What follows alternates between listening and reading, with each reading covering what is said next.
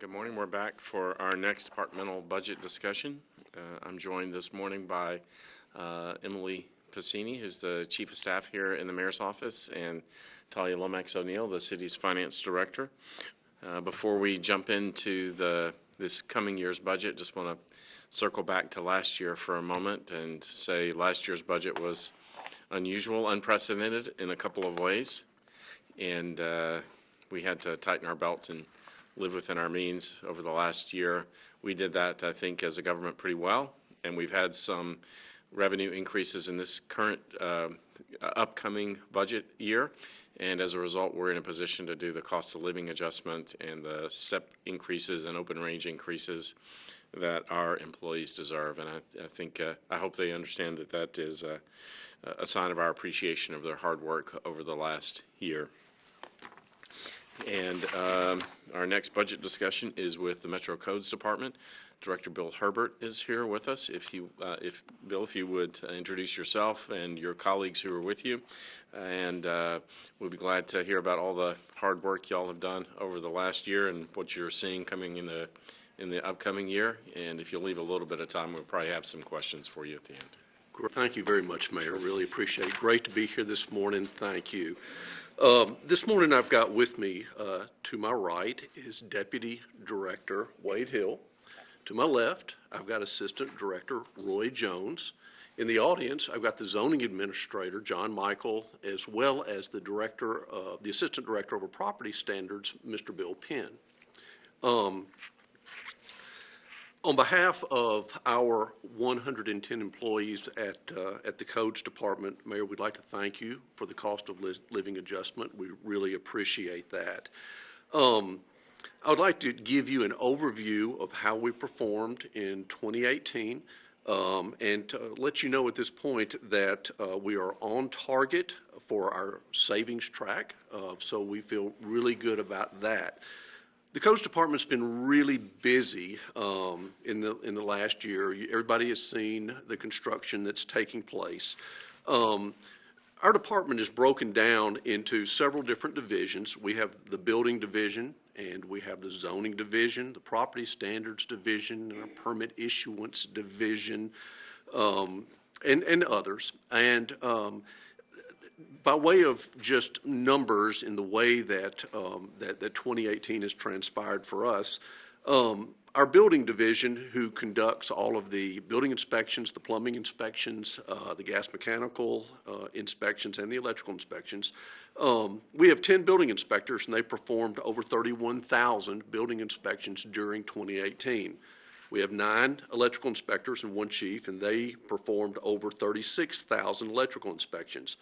8 gas mechanical inspectors performed over 16,000 gas mechanical inspections. We had 7 plumbing inspectors that performed right at 30,000 plumbing inspections. That's a total of 114,000 inspections performed by our building division during 2018.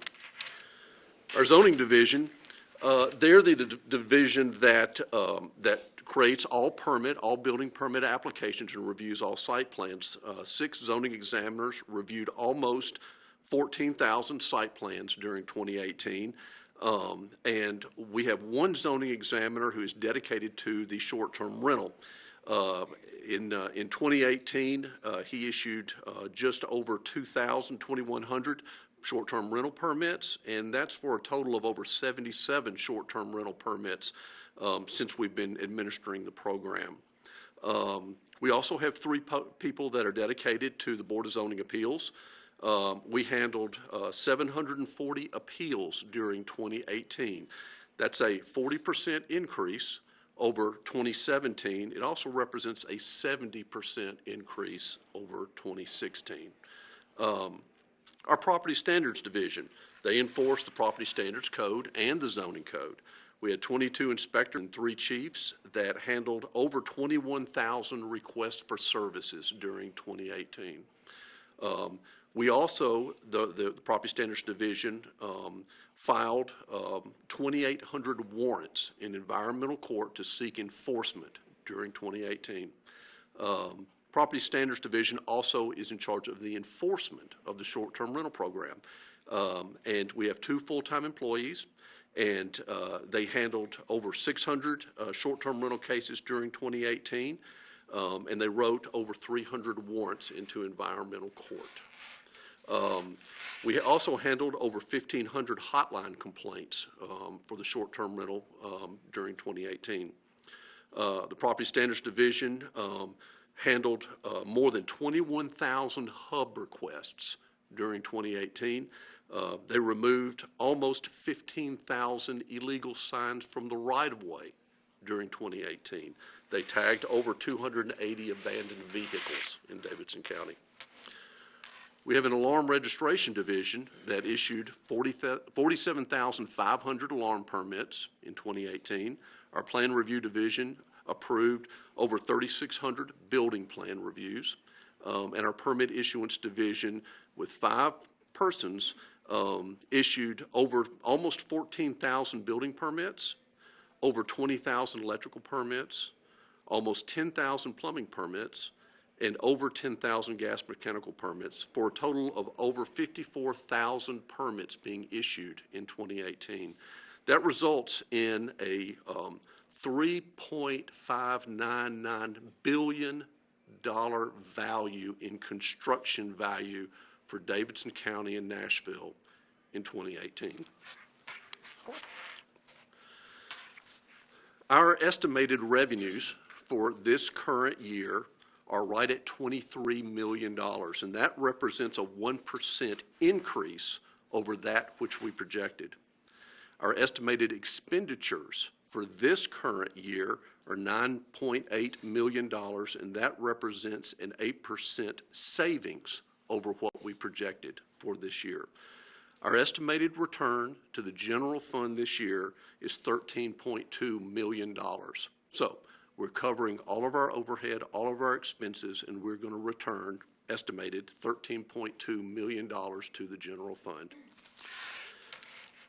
In looking forward into the upcoming fiscal year, we're seeing things about the same as where we are, perhaps a slight decrease.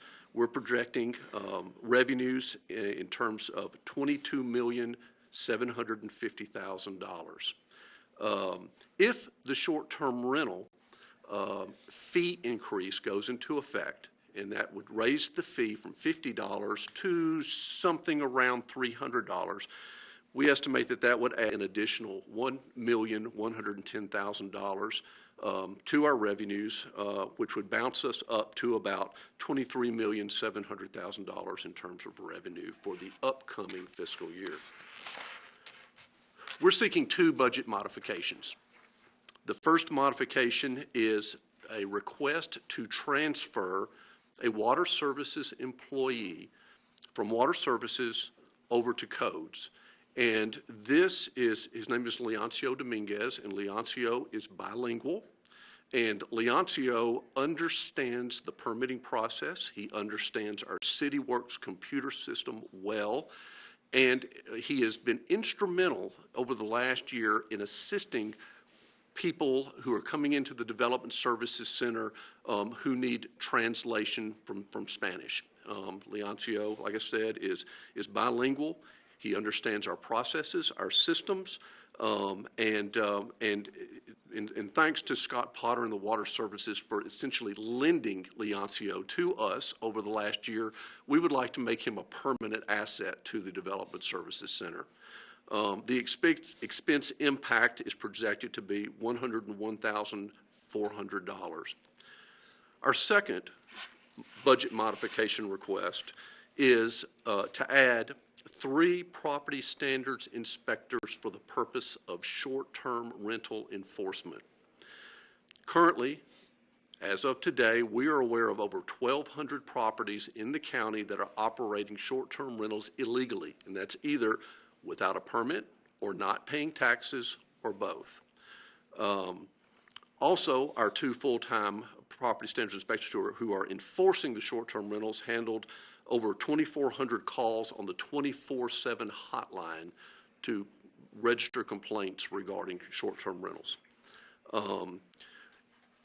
We expect the expense impact for those 3 employees to be $192,400. But we would suggest that that number would be offset by the $1,110,000 fee increase if we're able to increase the short-term rental permit fee upward to around $300, as our consultant has suggested would be appropriate. And with that, I would be happy to entertain any questions that we have. Dahlia? First. You're first if you want to be. You can go second or third. It's up to you. I want to talk to you because I know there's been a lot of interest here in Metro about fee studies. And I think that you guys have been particularly aggressive on trying to make sure that your fees stay balanced and that you are always attentive to those. So I would just like for you to just spend a moment chatting about how often you go in and you look at those and things like that, because you guys probably watch your fee structures more closely than any other Metro department. Thank you. And yes, we do. And so it's a bit of a balance because our fee structure needs to be appropriate with the cost it takes to administer the service that we're providing. Mm-hmm. And so it needs, the fees for any particular permit need to reflect the actual work and cost it would take to administer that particular permit. To exceed that, the fee suddenly becomes a tax, and we can't do that legally. So you're right. Whenever we consider a fee increase, we always would request a study from an outside consultant to look at what does it cost to administer that particular permit, and then we would take whatever the consultant said in terms of making a recommendation to this office and perhaps to council for a fee increase. And that's exactly what we did with the short-term rental fee. The short-term rental fee is presently set at $50. We feel like that does not cover our expenses to administer that program. So we initiated the study, and our independent consultant came back and agreed and made a suggestion that we increase that to somewhere around $300. Okay. And then I have one more question. Yes, ma'am. And you won't be surprised by this at all, because I keep asking about it, because you've got this constant turnover. Yes, ma'am. Of staff, and I've really been thinking about, how do you develop some type of a program around workforce development to maybe through apprenticeships or something like that to be able to more quickly backfill these inspector positions and things like that. And I don't know if you've had a chance to think that through, but I think there are lots of opportunities to work with those in the community, maybe that need the training, so that they are qualified to come in and to get those jobs that are available in codes. Well, you've hit the nail on the head right there, and it's qualified. We do have a high degree of turnover in terms of the department, where our staff is generally older than most, and it seems to be a product of the way things are in Nashville in terms of what's being developed. And so the immediate problem is not getting people to apply for the positions. The immediate problem is finding people who are qualified, who are already qualified for the position. And that's the trick, because right now Nashville's booming. And quite honestly, but we would, if we had a building inspector that had certifications and or experience, they can make a lot more money in the private sector than they can with us. So who do we appeal to? We appeal to those persons who have worked in the private sector in construction, who have experience, perhaps even have certifications, but they are looking long-term. Perhaps they need the health insurance, they need the security. And so we tend to attract those older folks who are just getting tired of, and perhaps physically can't do the heavy construction work that they had done when they were younger. So that's who we seem to attract. It's a bit of a difficult thing because those people who are already qualified there's a great demand for those people in the private sector currently. So we're competing with that, and it's tough to do. Yeah. I've just really been thinking about developing apprenticeship type programs and things like that so that you're preparing your pipeline. Right. And we've thought about that, and we have what we've seen is we've implemented some of that, and kind of a cold reality is many times when we get people trained up real well, then they just leave us for a job in the private sector. So that's kind of a concern as well. So, but you're right. We've been really thinking about it, and we're constantly trying to find ways to keep our workforce up and moving. I'm going to keep asking. Okay, thank you. We'll keep doing the best we can. I don't have anything. Let me ask you about the and you may remember this, the $1.1 million in anticipated revenue increase associated with going to $300 on the short-term rental fee. Is that just multiplying the current number of permits by the increased cost of the permit? Is that, or does it anticipate that the 3 new inspectors would go out and get these, some or all of these 1,200 in compliance? And that's a really good question. The answer is not quite that simple, as nothing ever is. So, Roy, can you? Roy actually explained that very question to me yesterday. So I'm going to kick it over to Roy. The estimate that we've come up with was run by through the finance department too, but it is a multiplication of the number of permits that way, or what we expect. We have a pretty good idea of what's out there, as Bill mentioned, and the ones that aren't complying. Now it's pretty much a multiplication type thing. But we have found, and as these gentlemen are working on this short-term, looking at the enforcement part, they are uncovering people, as he mentioned, that are not paying their taxes or not. So we feel like there can be some more of that. That can be increased even more.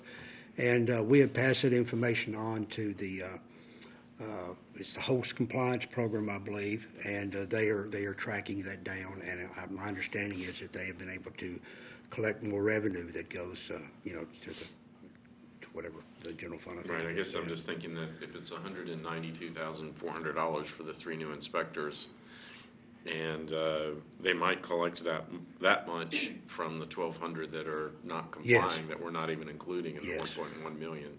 Right. So it That's might be certainly a possible. bigger net out of it all. That's what we're thinking, Mayor. Okay.